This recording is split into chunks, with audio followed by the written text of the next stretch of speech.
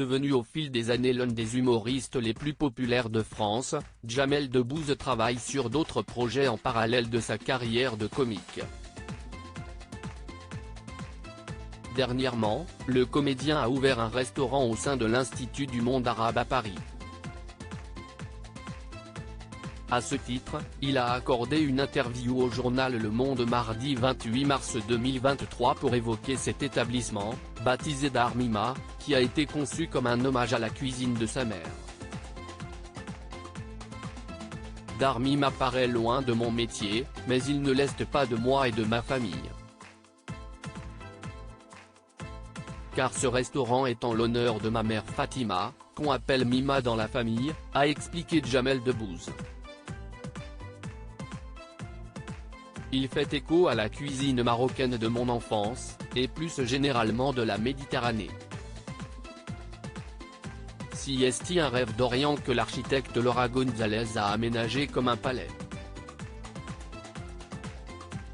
Je le porte depuis si longtemps ce restaurant. J'étais déjà candidat en 2007 à l'Institut du monde arabe, mais mon dossier n'avait pas été retenu. J'en avais parlé ensuite à Dominique Baudy, quand il présidait les lieux. Je voulais alors appeler ce restaurant marocain la Tour d'Argane, mais Baudy trouvait que le nom était offensant pour son voisin, le restaurant la Tour d'Argent. Il avait raison. Je suis obstiné, mais quand les choses ne sont pas prêtes, il faut l'accepter, a ajouté l'humoriste. Jamel Debbouze, à la maison, si est ma femme qui achète du vin si on reçoit des amis. Au cours de cette même interview, Jamel Debbouze a lâché quelques petites confidences au sujet du couple qu'il forme avec la journaliste Mélissa Theriault, depuis déjà de nombreuses années. À la maison, si est ma femme qui achète du vin si on reçoit des amis.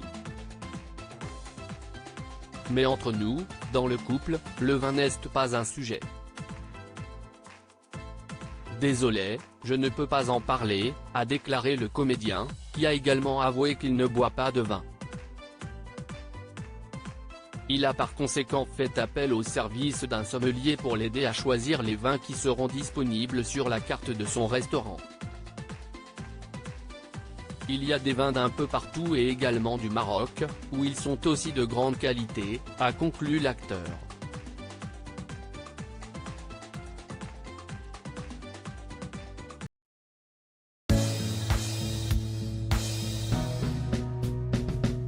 But there's all times through the rough times I think